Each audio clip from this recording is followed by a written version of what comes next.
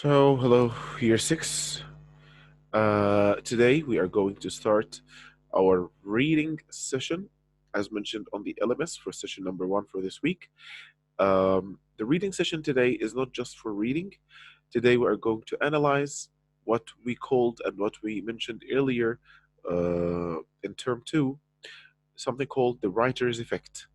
I guess that you might remember it or you might still remember it.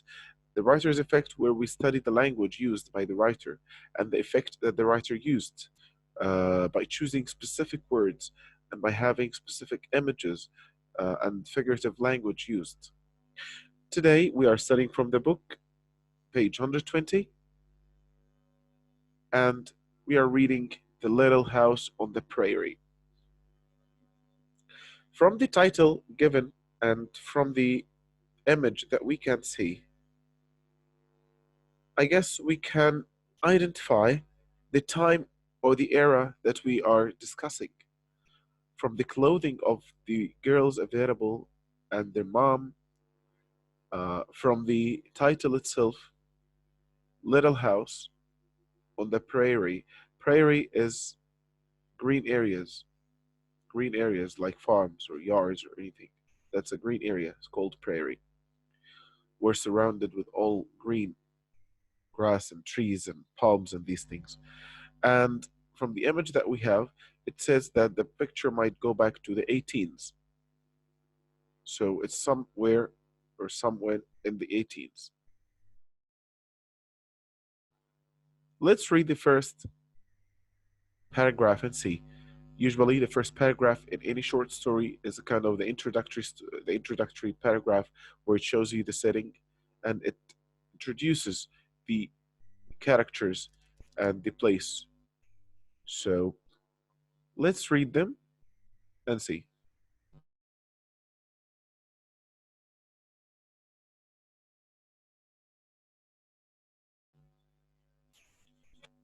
In the thin dark morning, Ma, Ma here represents Mom.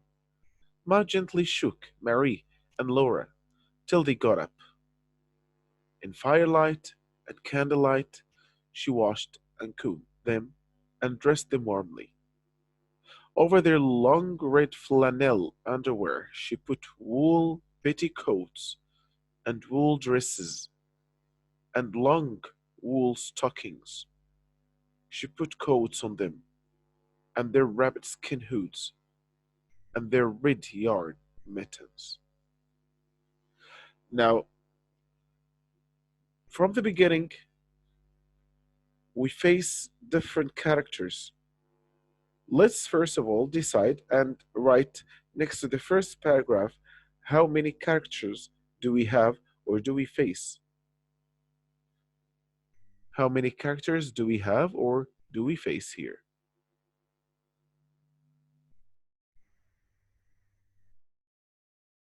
Can you guess?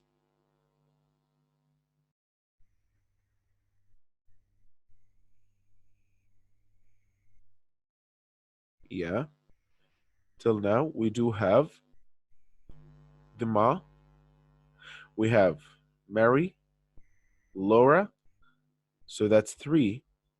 And if we put in consideration the narrator himself, that is four. So we do have four characters.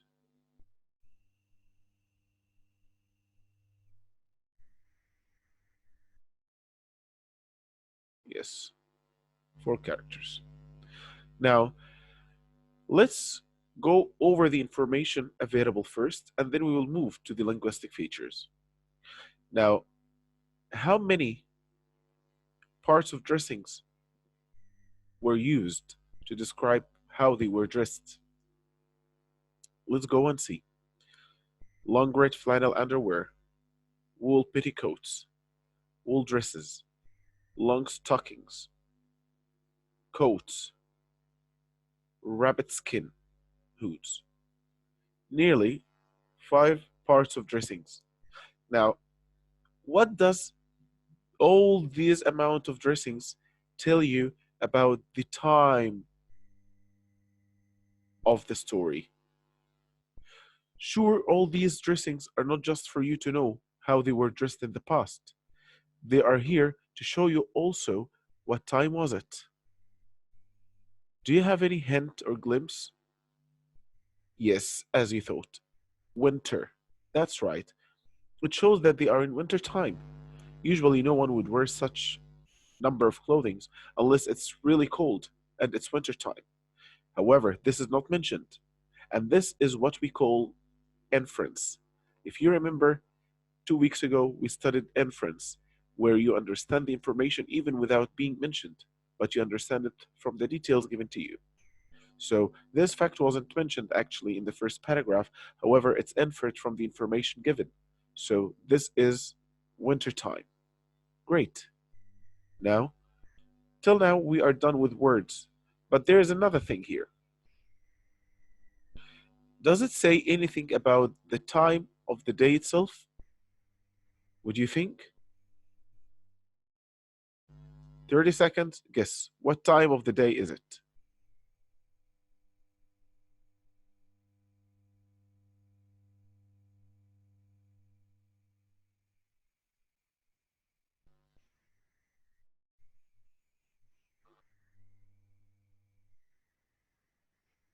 Okay, now, sure, you might have thought of two options only, no more.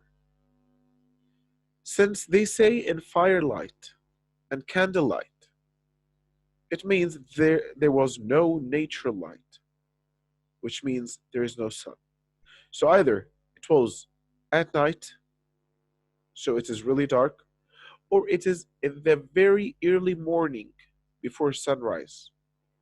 So both situations, they are either late at night, where there is no sun, it's after the sundown, or it is before the sun rises.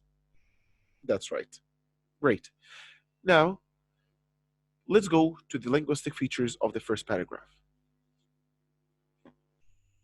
In the thin, dark morning. That's another reference to the time, and that's in the very beginning. So, in the very beginning, it's already mentioned that it is dark morning. So, that's early before the sun rises. Why it's called thin, dark morning? Thin, dark morning.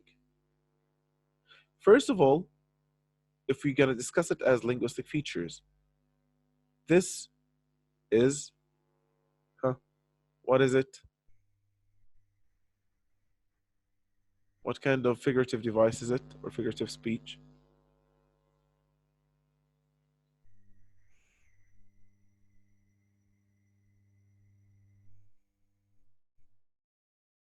Okay, you might describe it as personification, as usually you describe people as thin, but now he's describing morning as thin. So this might be personification. Yes. Or you can say it is a metaphor, as he's describing morning with or as something that is thin. He's comparing it. So that is mostly personification. Now, what information it gives you? This supports the idea that it is in the very early morning. It's before the sunrise. So he says thin, dark morning. So the morning is thin. Thin it means it didn't show completely. So it's in the beginning. Okay, now let's move to the second part here. Everything from the little house was in the wagon. Wagon. What is the meaning of wagon, Mr. Waleed? The wagon, you can write over it, it's a vehicle, a kind of vehicle that is used for transportation. But referring to that time of their dressing, which is nearly the 18th, so what kind of wagons or vehicles would be there? That is really confusing. Let's have a look on kind of wagons that were used at that time.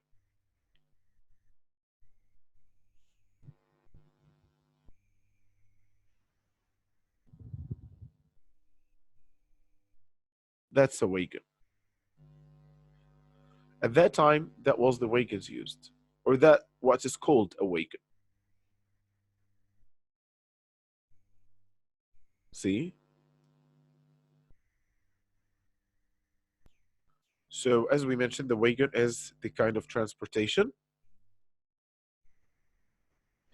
Now,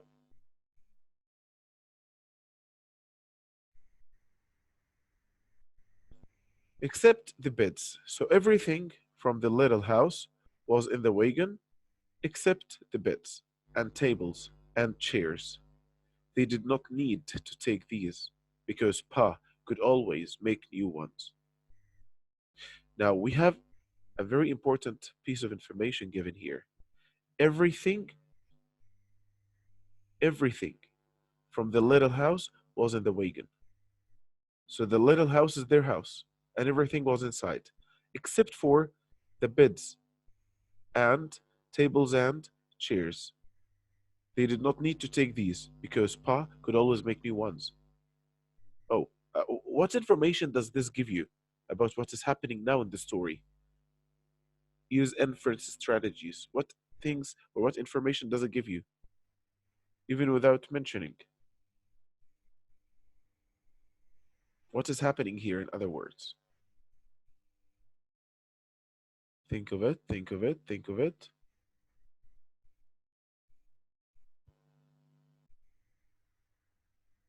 Somehow, as you suggested, as you thought, yes, they might be traveling.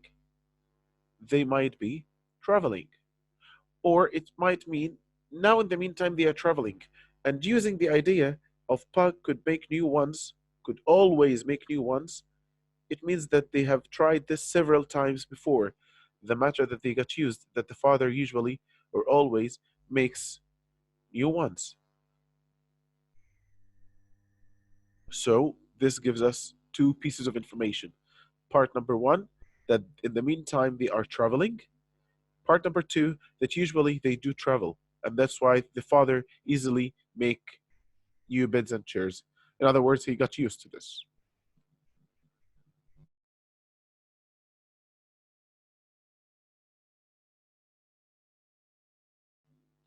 Now the writer goes more describing the idea. There was thin snow on the ground.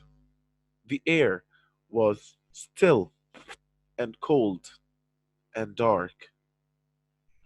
The bare trees stood up against the frosty stars. But in the east, the sky was pale, and through the grey woods came lanterns with wagons and horses, bringing grandpa and grandma and aunts and cousins. First of all, let's describe the usage of words here and the linguistic features together. There was thin snow on the ground. Thin snow on the ground. That shows you what image? Thin snow on the ground.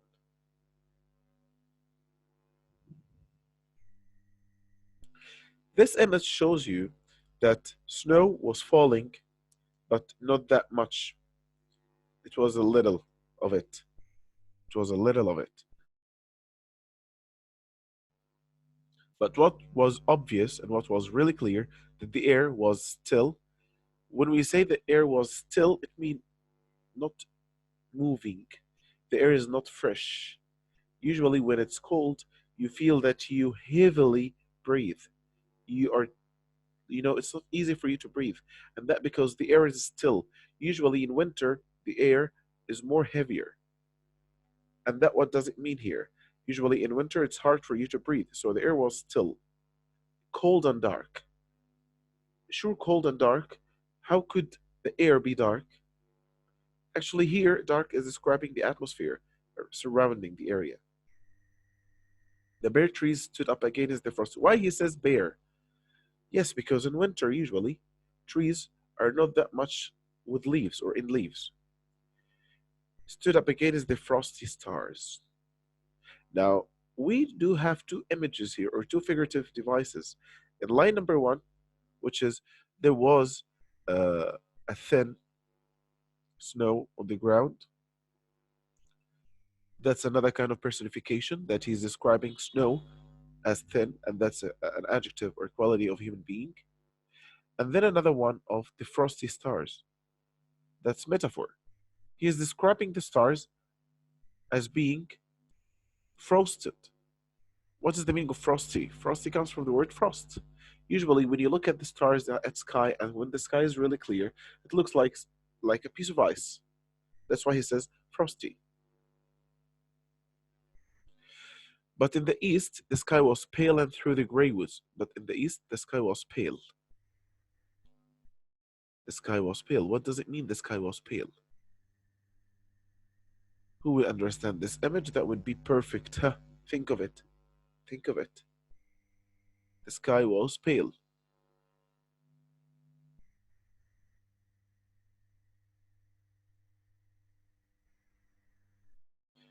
Okay, let me tell you. Have you ever passed by a chance that you are looking at the sun while it's rising? Yeah, while or during the sunrise, what happens that the sun rises in the east, right? Great. When the sun rises from the east or in the east, it goes slightly up.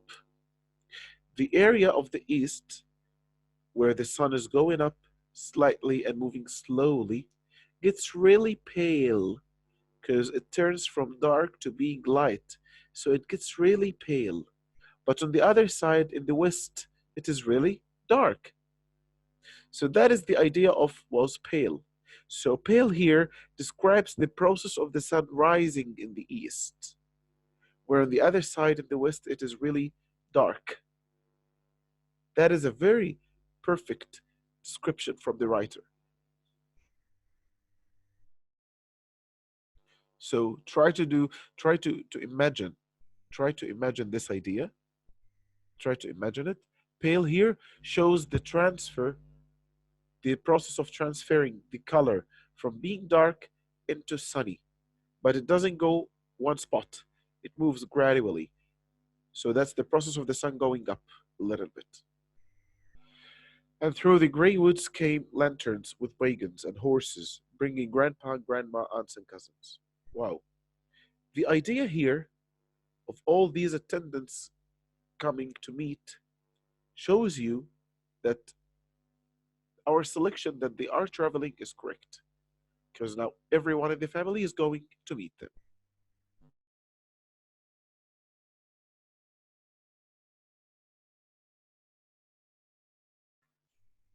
Mary and Laura clung tightly to their rag dolls and did not say anything.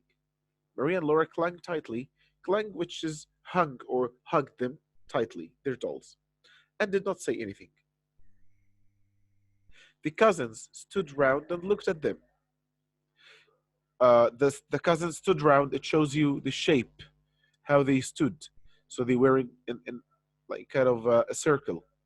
Grandma and all the aunts hugged and kissed them, and hugged and kissed them, again saying goodbye. That shows and confirms the idea of the traveling. Now, I would appreciate if you have a look on this paragraph. There is one important device or figurative device used here. Try and think of it before I say it. Try and think before I say it.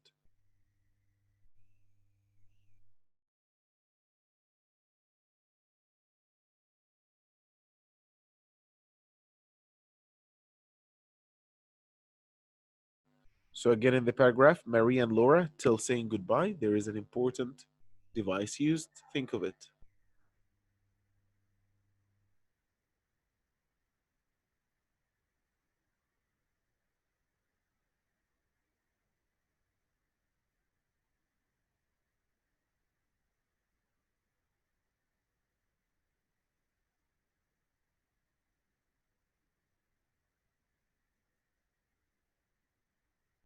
In the paragraph from Mary and Laura till goodbye, the most important device used here is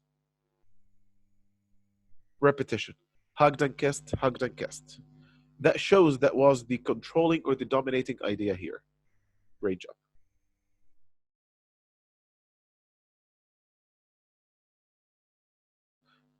Pa hung his gun to the wagon bows inside the canvas top, where he could quickly reach it from his seat. He laid his fiddle between pillows, where the jolting would not hurt it. Pa, the father now, hung his gun to the wagon bows. Remember the image I told you about the bows? So he hung it to the wagon bows inside the canvas top. Canvas kind of clothing. It is the roof itself that covers the wagon, where he could quickly reach it from his seat. Usually, anyone traveling around at that time should have his gun with him to support and to help. If any robbers or stealers or anyone tried to stop them. He laid his fiddle. The fiddle. What is the fiddle? The fiddle is the violin. You know the violin? It's called fiddle in the old language. Between pillows. So they are traveling and they are having their pillows with them. He put the fiddle between the pillows, where jolting could not hurt. Jolting means the shaking and moving from the car while driving or while riding. The movements and going ups and downs and the bumps that happens within the road, that's called jolting. So here in this paragraph, we do have vivid word, which is jolting. Jolting is the vivid word in this paragraph. Also fiddle, new word. However, it is old but is not commonly used, so we consider it as a vivid word. The uncles helped him hitch the horses to the wagon. Hitch means here to attach or connect the horses to the wagon. All the cousins were told to kiss Mary and Laura, so they did. Now, what does this show? When I say all the cousins were told to kiss Mary and Laura, so they did.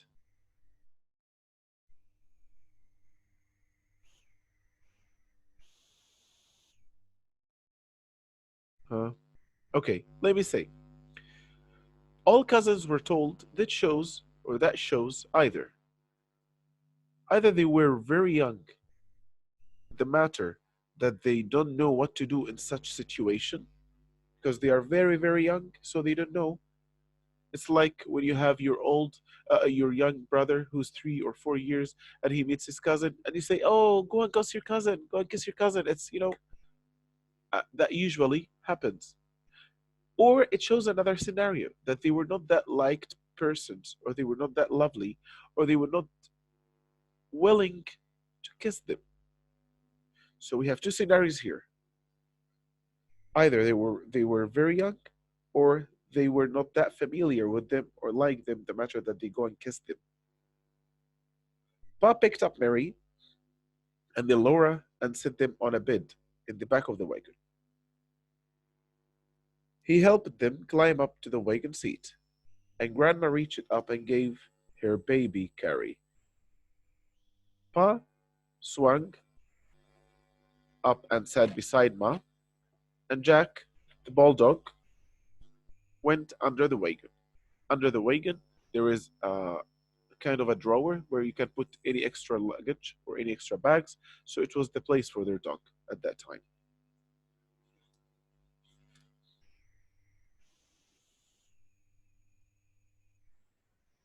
So they all went away from the little log house, and that was their wagon in the picture, as you see.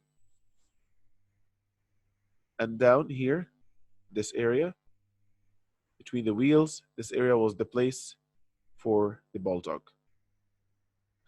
So they all went away from the little log house. Log house, it means the wooden house.